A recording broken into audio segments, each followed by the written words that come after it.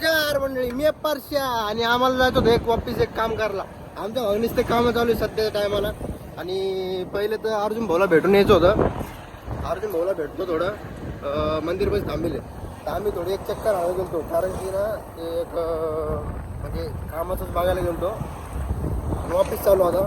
अर्जुन भाऊ भेटतो, अर्जुन भाऊला बघतो काय विषय काय नाही, कारण की 2 दिवस झाले भेटलोच नाही मी भाऊला. मस्त मंदिरमध्ये बसले आता आम्ही सगळे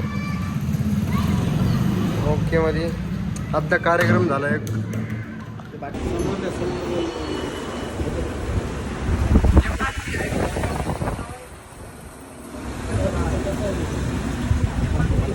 वा, कुल्लरची हवा आणि कुल्लरची हवा. मी आणि मामा दोघं पण घेतोय. टाणा नाडा नाडा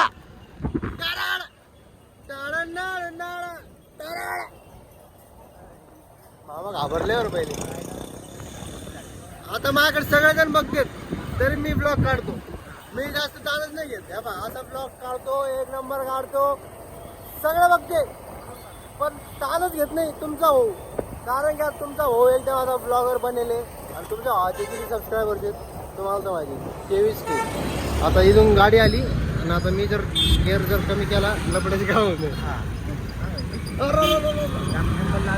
गिंबल लावले, जास्त जवळ येऊन जातो कॅमेरा. कसं माहिती का, आम्ही कॅनोटला आलो सध्या, म्हणजे आता एक काम करून आलो.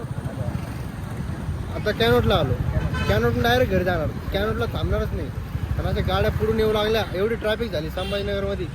मला वाटतं लवकर ते पुलाचं जे हे दिलं आश्वासन, ते नुसतं आश्वासन नका देऊ, काहीतरी काम करा लवकर. रिपारीमध्ये वाळूच डायरेक्ट. गिंबल थरथर घालले, आता बंद करून टाकतो मला वाटतं कॅमेरा. भेटू पुढच्या, नाही रे, स्टॉपमध्ये भेटू, स्टॉपमध्ये. बाय बाय मंडळी. चाललो थोडं शोरमा खायला.